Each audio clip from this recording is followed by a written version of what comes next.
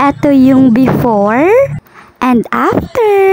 For today's ganap nga, muling maglalaro ang inyong Maricoy ng ganda-gandahan. Huy, si OA. So, Intan, yun. Kasjay another day, another Dandy Christina vlog. Sa wakas, Mare, nagmukhang kuko ng babae na nga, Mare, itong aking mga paa. O, diba? Kasi ba naman, Mare, madalas nagiging tambayan ng mga alikabok. Syempre, hindi magpapahuli yung mga nangangati kong mga ingrown. O, diba? Bagong pedicure yung aking mga paa. Kaya naman, pati yung mga kuko ko, marunong maglaro ng ganda-ganda.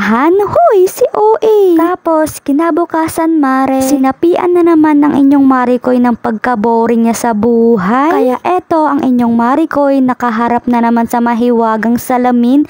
Huy, hindi ganun. Tapos, nakapantulog outfit pang inyong Maricoy. Huy, ilaban ko ah. Syempre, no, eto yung pangmalakasan kong outfit. O, diba, irampak diba? Tapos, after 365 times, huy, si OA. Nalpas na nga ginupitan yung aking hair. O, diba, nagmayatsan kita man. O, diba, para akong si Heart ibang tao, Mare. Charis. Si Heart ibang hilista talaga yung model na gusto kong gayahin na buhok. Huy, ano daw? Huy, si Feeling, hindi ganun. O, diba, yung pantulog outfit ko talaga yung nagdala ng video na to.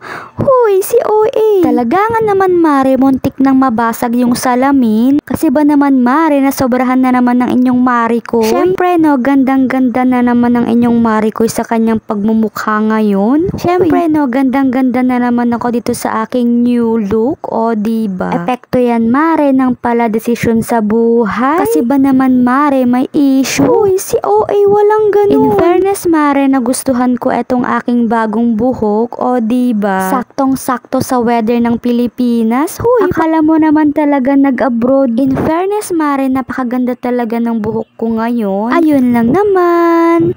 Thank you. Sa ulitin.